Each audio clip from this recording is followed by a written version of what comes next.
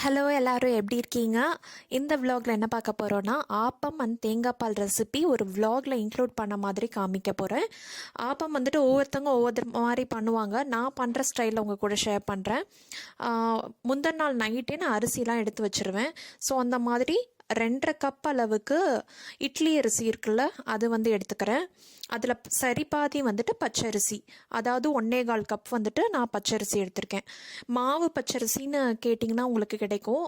அந்த மாதிரி பச்சரிசியாக வாங்கிக்கோங்க முடிஞ்ச அளவுக்கு. 1.25 அதில் சரி பாதி பச்சரிசி. அதுக்கப்புறம் இது தனியாக ஊற வச்சுக்கணும்.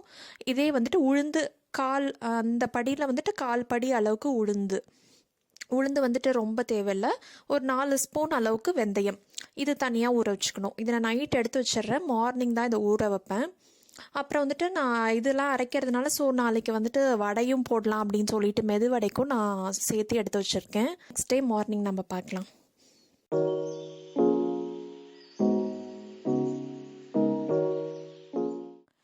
ஃபஸ்ட்டு வந்துட்டு உளுந்த ஆட்டிக்கிறேன் மெதுவடை பண்ணுறப்ப ஃப்ரெஷ்ஷாக நீங்கள் மாவை கிரைண்டரில் ஆட்டி அப்பயே நீங்கள் வந்துட்டு சுட்டிங்கன்னா நல்லா வரும். எண்ணெயும் வந்துட்டு ரொம்ப குடிக்காது.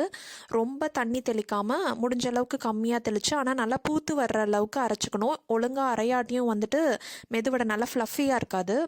அதுக்கப்புறமேட்டு வெங்காயம், பச்சை மிளகாய், இஞ்சி, அப்புறம் கருவேப்பிலை, கொத்தமல்லி, மிளகு எல்லாமே நான் இந்த மாதிரி சேர்த்து மிக்ஸ் பண்ணிவிட்டு அதிலோட சேர்த்துருவேன் மாவோட.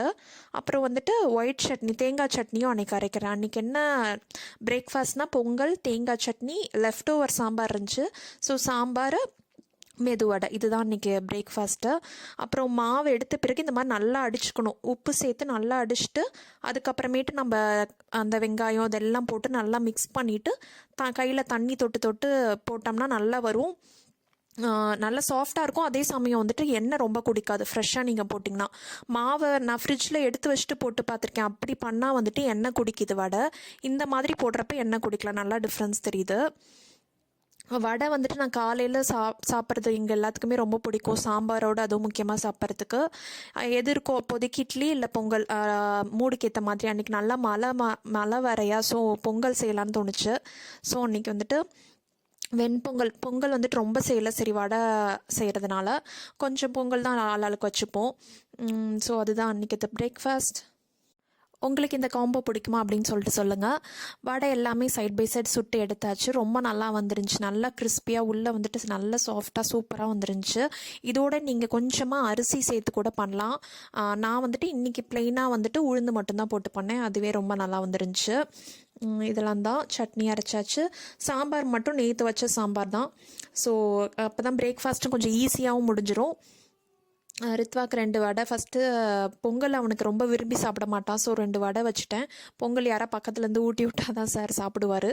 அது மட்டும் இவங்க அப்படியே கிளம்புறதுனால அவங்களும் உட்காந்து சாப்பிட ஆரம்பிச்சிட்டாங்க. அவங்களே சைட் பை சைட் ரித்வாக்கு ஒரு 4 வாய் ஊட்டி விட்ருவாங்க. அவன் ரொம்ப பொங்கல் அன்றைக்கி சாப்பிடல, 4 வாய் தான் சாப்பிட்டான்னாங்க. சரி ஓகே, வடை சாப்பிட்டுக்கிட்டா ஓகே, ஏதோ ஒன்று சாப்பிட்டுக்கிட்டா போதும்ல.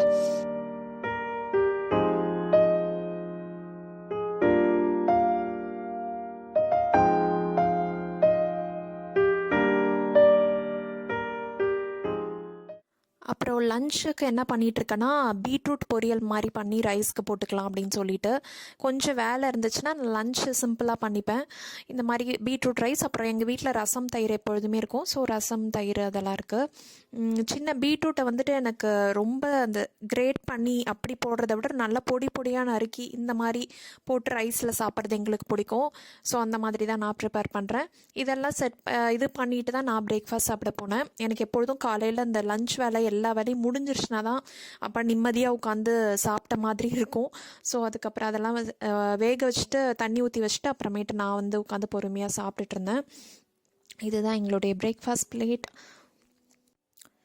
அப்புறம் நான் சாப்பிட்டுட்டு இருந்தேன். ரித்வா வந்துட்டு டிவி பார்த்துட்டு இருந்தான். அப்போ ஹஸ்பண்டும் வந்துட்டு ஆஃபீஸ் கிளம்பிட்டாங்க. இப்போ வடை வந்துட்டு ரொம்ப நல்லா வந்துருந்துச்சு. இந்த மாதிரி நீங்கள் ட்ரை பண்ணதில் என்ன ட்ரை பண்ணி பாருங்கள். சப்போஸ் உங்களுக்கு ஏதாவது டிஃப்ரெண்ட்டான டிப்ஸ் தெரிஞ்சாலும் என் கூட ஷேர் பண்ணுங்கள் கண்டிப்பாக. அப்புறம் பீட்ரூட் வந்துட்டு தேங்காய் போட்டு பெரட்டி ஆஃப் பண்ணிட்டேன்.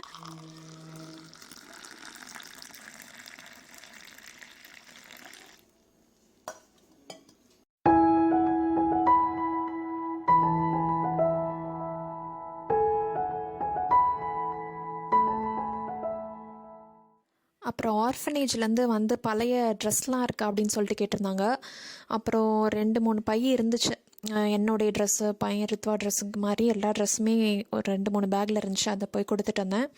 அப்புறம் தான் நெக்ஸ்ட் ஆப்பம் மாவுக்கு ஸ்டார்ட் பண்ணியாச்சு. ஃபஸ்ட்டு வந்துட்டு நம்ம உளுந்தும் இதுவும் ஊற வச்சுருந்தோம்ல, வெந்தயமும், அதை ஃபஸ்ட்டு போட்டு ஆட்டிக்கலாம். அது வந்து ஒரு 15 நிமிஷம் 20 நிமிஷம் ஆட்டின பிறகு அதுக்கப்புறமேட்டு அரிசியெல்லாம் போட்டுக்கலாம். நீங்கள் உளுந்தே வந்துட்டு அதிகமாக குவான்டிட்டியில் பண்ணுறீங்க அப்படின்னா நல்லா ஆட்டி அதை எடுத்துடலாம். எடுத்துட்டு அதுக்கப்புறமேட்டு அரிசி போடுங்க. நான் வந்துட்டு ரொம்ப நிறைய குவான்டிட்டியில் எல்லாமே ஒன்றா போட்டுற அளவுக்கு தான் இருக்கிறதுனால நான் உளுந்து வந்துட்டு ஒரு 15-20 மினிட்ஸ் நல்லா அரைஞ்ச பிறகு அதுக்கப்புறமேட்டு அரிசியை சேர்த்துக்கிட்டேன்.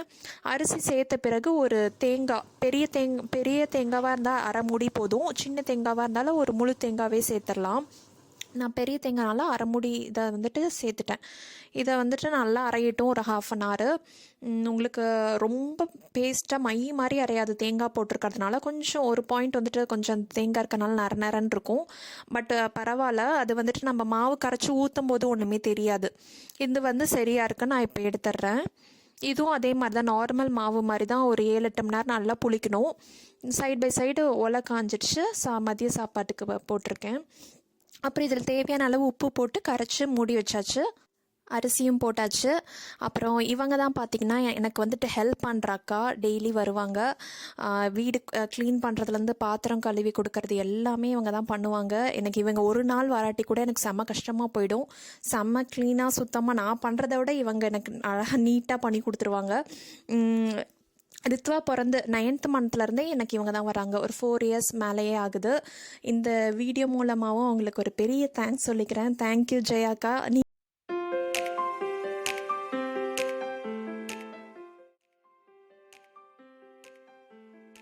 இன்னைக்கு என்ன லஞ்ச் ரித்வாக்கு தெரியாது. க்ளூ கொடுக்கட்டாமா? ரெட் கலரில் இருக்கும். பீட்ரூட். இங்க பார்த்து சொல்லணும். என்ன மாமு?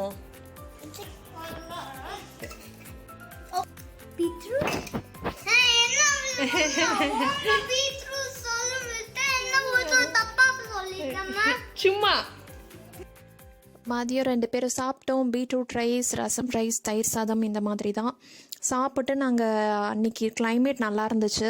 ஸோ கிளைமேட் நல்லா இருந்தால் இந்த மாதிரி வெளியே உட்காந்து ரித்வாவோட டாய்ஸ்லாம் கொஞ்சம் வெளியே எடுத்துகிட்டு வந்து உட்காந்து அப்படியே ப்ளே பண்ணிகிட்ருப்போம். ரித்வா வந்துட்டு அன்றைக்கி என்ன ப்ளே பண்ணோன்னா இந்த குக்கிங் டாய்ஸ் தான் எடுத்துகிட்டு வரேன்னு சொல்லியிருந்தான்.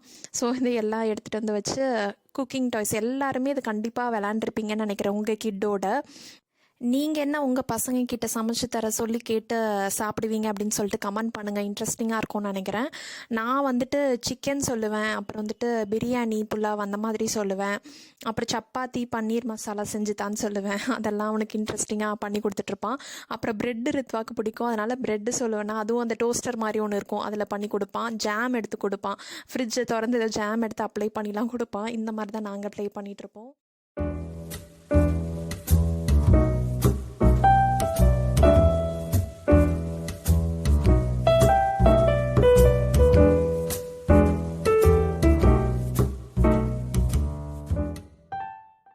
இப்போ பார்த்தீங்கன்னா கிச்சன் எவ்வளோ நீட்டாக இருக்குன்னு சொல்லிட்டு அவங்களே எல்லாம் க்ளீன் பண்ணி கொடுத்துருவாங்கன்னு சொன்னேன்ல. கிச்சன் சீஸாக க்ளீனாக இருந்தால் தான் அடுத்து நம்மளுக்கு குக்கிங் பண்ணவே தோணும்.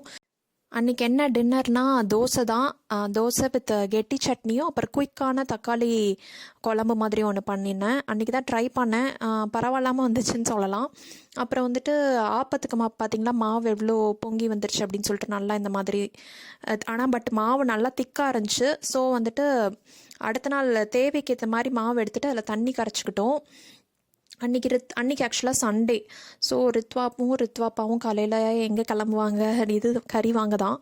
அன்றைக்கி வந்துட்டு மட்டன் எடுத்தோம்.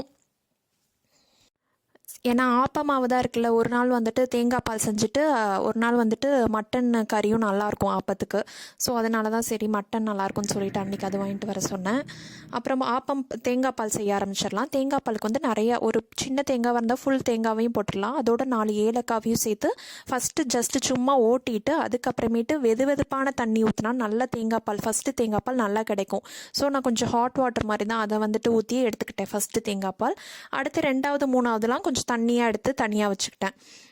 இப்போ வந்துட்டு நம்ம ஸ்டார்ட் பண்ணிடலாம். அப்புறம் மீதி இருக்கிற தேங்காய் வந்துட்டு சக்கை தான், அதில் எந்த இதுவுமே இருக்காது, அதை வந்துட்டு தூக்கி போட்டுடலாம். அப்புறம் அது வெல்லம் தான், நான் எப்பொழுதுமே வெல்லம் தான் யூஸ் பண்ணுவேன் தேங்காய் பால்னாலே, சர்க்கரை யூஸ் பண்ண மாட்டேன். நான் 1.25 இந்த டம்ளரில் 1.25 அளவுக்கு வெல்லம் எடுத்துட்டு அதில் 1/2 டம்ளர் அளவுக்கு தண்ணி எடுத்திருக்கேன். இது வந்துட்டு நீங்கள் எவ்வளோ தேங்காய் எடுக்கிறீங்கிறத பொறுத்து தான் அந்த வெல்லம் உங்கள் ஸ்வீட்னஸ்க்கு தகுந்த மாதிரி. இதை வந்துட்டு ஜஸ்ட்டு கரைச்சா போதும், இந்த மண்ணெலாம் இருக்குங்கிறதுக்காக தான், வேறு எதுவும் இல்லை. ஜஸ்ட்டு கரைச்சிட்டு அதை வந்துட்டு வடிகட்டிடலாம். நீங்கள் வந்துட்டு ஒயிட் சுகர் யூஸ் பண்ணிக்கிட்டிங்கன்னா ரொம்ப சிம்பிளாகிடும். நீங்கள் பால் நம்ம நார்மல் பாலே கூட சேர்த்துப்பாங்க, அதுலேயே கொஞ்சம் ஒயிட் சுகரை மிக்ஸ் பண்ணி இந்த தேங்காய் பாலை டேரெக்டாக கரைச்சிடலாம், கொதிக்க கூட விட தேவையில்ல. நான் வந்துட்டு இப்படி தான் பண்ணுவேன். அதை வடிகட்டிட்டு நம்ம 2வது 3வது எடுத்துருந்தோம்ல தேங்காய் பால், அதை ஃபஸ்ட்டு ஊற்றிட்டு நல்லா கொதிக்க விட்டுருவேன். கொதிக்க விட்ட பிறகு அப்புறமா நம்ம ஃபஸ்ட்டு எடுத்து வச்சுருந்தோம்ல அதை ஊற்றிடணும். ஊற்றிட்டு அதை ஜஸ்ட்டு இதை கொதிக்க விடக்கூடாது, ஃபஸ்ட் எடுத்தோம்ல அதை வந்துட்டு கொதி வர்றப்பயே ஆஃப் பண்ணிடணும். இதுதான் பார்த்திங்கன்னா தேங்காய் பால். இந்த ரெசிபி தான் நான் எப்பொழுதுமே பண்ணுவேன், ரொம்ப நல்லாயிருக்கும், ட்ரை பண்ணி பாருங்கள். அப்புறம் ஆப்பத்துக்கு மாவு பார்த்திங்கன்னா நான் இந்த கன்சிஸ்டன்சியில் கரைச்சி வச்சுருக்கேன், கொஞ்சம் தண்ணி ஊற்றிட்டு. இதில் வந்துட்டு நீங்கள் வேணும்னா கொஞ்சமாக சோடா உப்பு போட்டுக்கலாம். ஆப்ப கடாயில் நம்ம ஒரு கரண்டி மாவு எடுத்து ஊற்றிட்டு இந்த மாதிரி சுற்றினோம்னா நம்ம ஆப்பம் வந்துட்டு சூப்பராக ரெடி ஆகிடும். இதை வந்துட்டு திருப்பி போட தேவையில்ல, ஜஸ்ட்டு எண்ணெய் சைட்ஸில் ஊற்றிட்டு மூடி வச்சு ஒரு 2 மினிட்ஸ் கிட்ட குக் பண்ணிங்கன்னா உங்களுக்கு ரெடி ஆயிரும். ஆப்ப சுடுற பார்த்திங்கன்னா இந்த மாதிரி ஹோல்ஸ் வரணும், அப்படி வந்தால் தான் உங்களுக்கு வந்துட்டு நல்ல மாவு அரைஞ்சிருக்குன்னு சொல்லிட்டு அர்த்தம், இந்த ரேஷியோலாம் கரெக்டாக இருக்குன்னு. இந்த ஹோல்ஸ் வந்தால் தான் சீக்கிரமாக வேகிறதுக்கும் ஹெல்ப்ஃபுல்லாக இருக்கும். நீங்கள் ஜஸ்ட்டு மூடி வச்சு கொஞ்சம் நேரம் விட்டாலே வெந்துடும் நல்லா.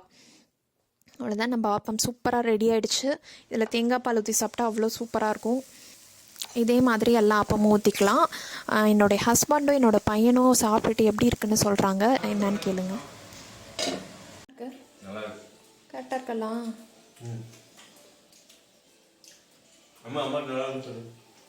எப்படி இருக்கு?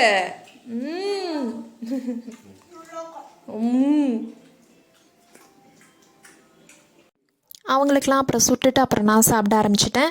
சாப்பிட்டுட்டு வந்துட்டு இந்த மட்டன் குழம்பு தான் பண்ண, வறுத்தரைச்ச குழம்பு. இதோட ரெசிபி நான் எடுக்கலை, உங்களுக்கு வேணுன்னா சொல்லுங்கள், இன்னொரு விலாகில் கண்டிப்பாக ஷேர் பண்ணுறேன். ஆப்பத்துக்கு ரொம்பவே நல்லா இருந்துச்சு. இந்த விலாகும் உங்களுக்கு பிடிச்சிருக்கும்னு நினைக்கிறேன். பிடிச்சிருந்தா லைக் பண்ணுங்கள், ஷேர் பண்ணுங்கள், கமெண்ட் பண்ணுங்கள். நீங்கள் இன்னும் சப்ஸ்கிரைப் பண்ணலைன்னா மறக்காமல் சப்ஸ்கிரைப் பண்ணுங்கள். நான் ஆர்த்தி, மறுபடியும் உங்களை வேறு இன்ட்ரெஸ்டிங்கான வீடியோவில் சந்திக்கிற வரைக்கும் பாய்.